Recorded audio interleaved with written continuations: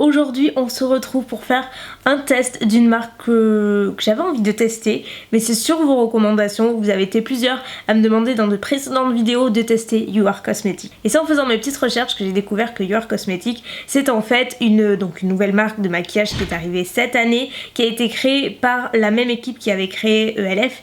ELF a fermé cette année je crois, ou l'année dernière, c'est assez récent. Ça a fermé à l'échelle nationale malheureusement, et c'était top pour les personnes qui avaient un petit budget mais qui adoraient se maquiller. Il y avait un bon rapport qualité-prix en fait, et moi enfin je me rappelle quand j'ai commencé YouTube ça existait déjà. Donc ouais, c'est plein de souvenirs ELF, ça n'existe plus mais ça a été remplacé entre guillemets par You Are Cosmetics qui surfe sur le même principe, c'est-à-dire des produits de maquillage à tout petit prix. Ça commence à 1 €.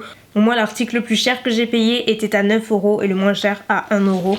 Donc voilà, c'est du maquillage vraiment à petit prix, c'est cruelty free. Donc comme je vous l'ai dit, j'ai passé une petite grande commande sur le site où en fait j'ai commandé plein de trucs pour vous faire un make-up testé et tout. On commence par le teint bien entendu. Donc j'ai pris la base de teint, le fond de teint, le blender, bref je me suis lâchée, j'ai tout pris. Donc le blender déjà il ressemble à ceci, je l'ai payé 3 €, je crois qu'il y en avait qu'un seul. Ils ont des pinceaux aussi. Tous les packagings, je les ai conservés pour vous les montrer. Tous les packagings sont assez colorés comme ça, assez simples et sobres. La base de teint, moi j'ai pris celle-ci qui est de couleur pêche. Il y en avait 4 ou 5, je crois 4 peut-être, selon l'action que vous voulez sur le teint. Elle illumine et ravive le teint en manque d'éclat. Donc voilà, j'ai choisi celle-ci. Par contre le packaging est en verre et fait assez quali. C'est à noter, on a un flacon pont.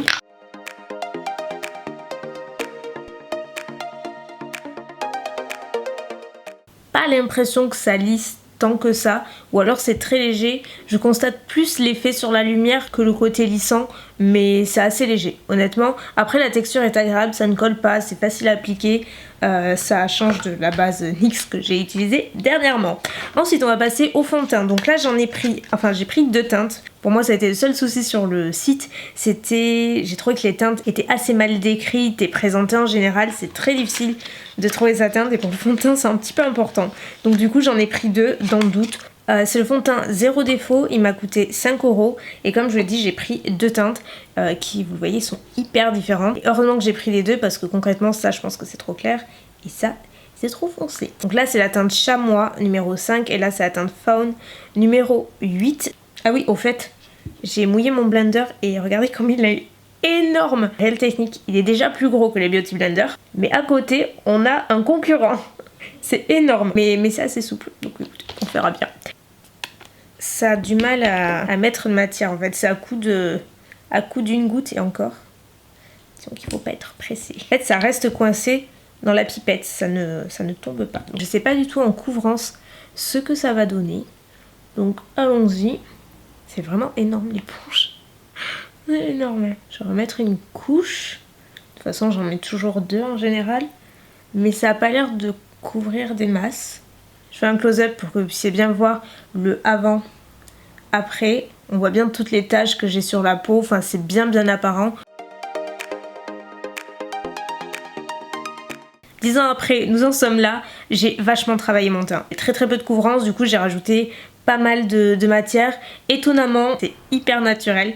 Donc si vous aimez les fonds de teint naturels, ça vous plaira sûrement. Moi je suis habituée à un petit peu plus de couvrance quand même. Et j'ai l'impression que ça unifie pas suffisamment. On va passer au correcteur. Un correcteur anti-cerne. J'ai pris une version liquide qui m'a coûté 2 €, qui est assez grand d'ailleurs. Packaging comme ceci. Et j'ai pris le correcteur également, sachant qu'il y a quand même écrit concealer là aussi. Vous savez quoi, je vais faire un comparatif. Je vais faire le liquide d'un côté pour voir en termes de couvrance ce que ça donne. Bon là pour le coup j'estompe côté fond de teint comme ça va se blender un petit peu mieux. Ça illumine davantage on va dire. Après c'est pas extrêmement couvrant mais ça illumine pas mal. Je vais essayer le stick de l'autre côté. J'ai l'impression que c'est peut-être un petit peu plus couvrant le stick. Alors on va voir. Je vais mettre par dessus. J'ai l'impression ouais que c'est un petit peu plus couvrant. D'habitude je suis pas très texture stick et là j'ai préféré, j'ai trouvé que celui-ci était vraiment hyper léger. Le stick est pas mal du tout, c'est pas hyper couvrant mais modulable, donc vous pouvez avoir un résultat qui unifie davantage. Après si vous avez des cernes très marquées, clairement que ce soit l'un ou l'autre, ce sera pas suffisant à mon avis.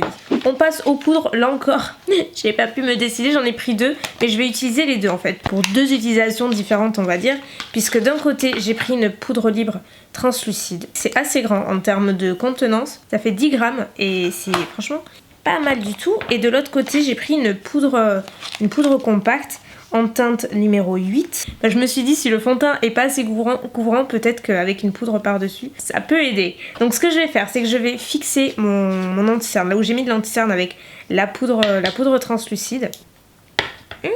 La poudre, elle a pas l'air mal. Ça lisse vraiment le grain de peau. Et je vais en mettre un petit peu sur la zone T pour voir en petites touches. Ça matifie instantanément et ça lisse le grain de peau. Ça gomme même la peau, c'est très joli. J'ai quand même envie d'essayer celle-ci. Je vais prendre un pinceau poudre et je vais juste l'appliquer comme ça, plutôt sur l'extérieur. On passe maintenant au sourcil. Donc là j'ai pris, qui est le crayon à sourcil 2 en 1 en teinte numéro 3, Brown. Donc là, ça devrait aller côté teinte. Je l'ai payé 3 €. Alors comment il se présente? Alors il y a un petit goupillon d'un côté. Votre chouchou aime ça, vous le savez. Et un embout biseauté.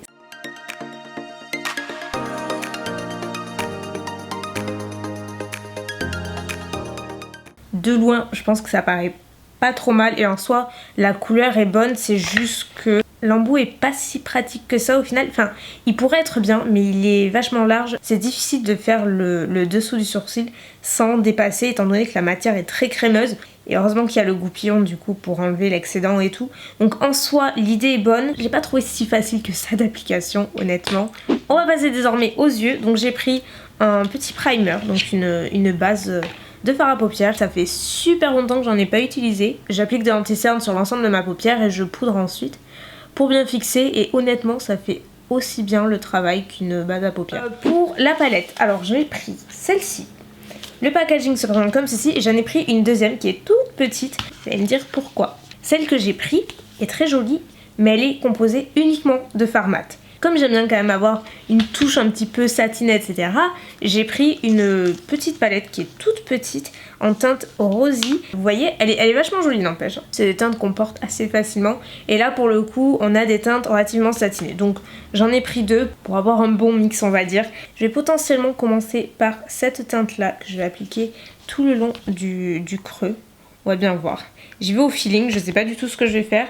Le problème, c'est que les rouges à lèvres que j'ai pris, je pensais avoir pris un nude et à mon avis, il y a eu une erreur. Alors je sais pas s'il y a une erreur au niveau de la préparation des commandes ou si c'est moi qui me suis trompée sur le site, mais je suis persuadée d'avoir choisi un nude et là j'ai que des couleurs très foncées. Ensuite, je vais appliquer une couleur un chouïa plus foncée, celle-ci. Estompant, l'autre couleur, s'estompe énormément sur la paupière, mais là vous voyez celle-ci, elle ressort davantage et là on voit bien les pigments de la couleur.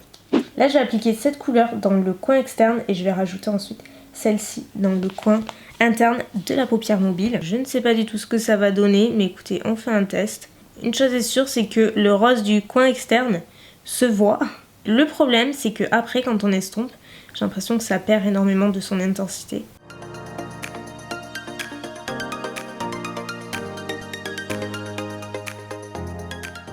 Et là, je vais prendre au doigt la couleur un petit peu rosée et je vais la placer au centre de la paupière, juste un petit peu pour avoir une transition un petit peu moins marquée.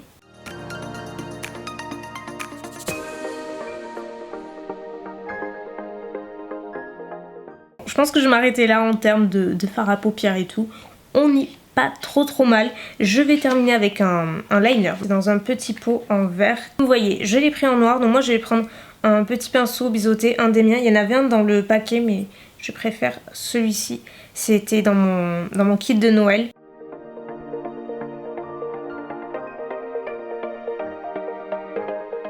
Laissez-moi vous dire que le liner, il est excellent.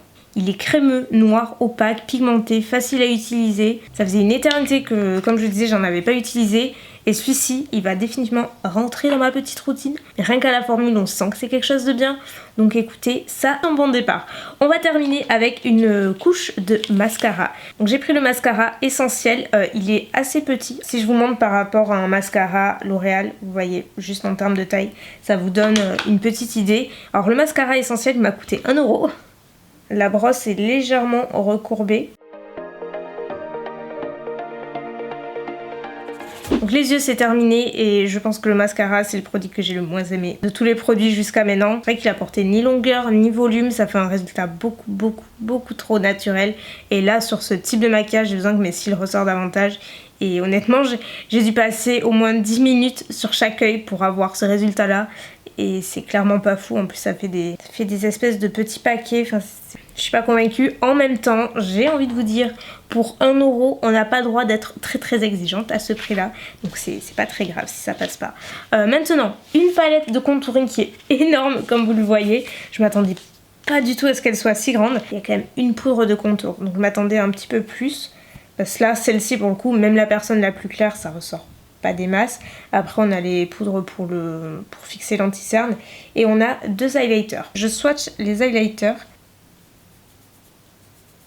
Ça se voit la texture en fait, la texture est très sèche et à mon avis c'est le type d'highlighter à marquer la moindre irrégularité de la peau. Je commence par la poudre de contour.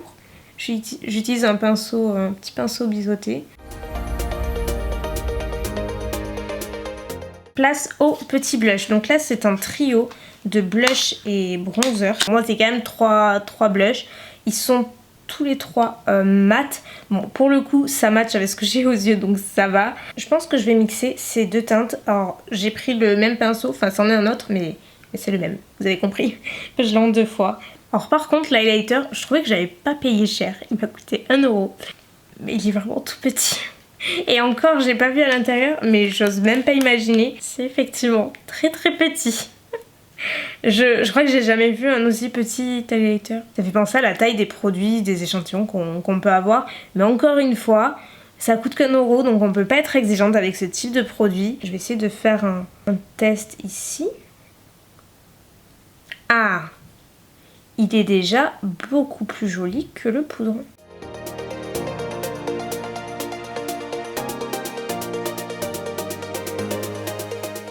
Est-ce que vous voyez comment ça m'a fait bouger mon fond de teint juste ici? Donc de ce côté-là et de ce côté-là aussi. J'ai un trou de chaque côté. Malheureusement c'est souvent le cas, j'ai l'impression, avec les textures liquides comme ça a tendance à déplacer, désagréger le fond de teint. Ça me l'a déjà fait d'autres fois avec plein d'autres marques. C'est pour ça que je suis pas hyper fan de cette texture là. Et c'est dommage parce qu'en soi, la couleur est très belle et vous voyez que c'est dommage parce qu'il renvoie bien la lumière, il est super joli. Je suis très mitigée pour le moment. Comme vous vous en doutez, on a pratiquement terminé, on va passer aux lèvres. Donc là j'ai pris 2 crayons à lèvres et j'ai pris 2 rouges à lèvres liquides à effet mat qui se présentent comme ça. Et comme je vous disais, je sais pas s'il y a eu une erreur ou si c'est moi.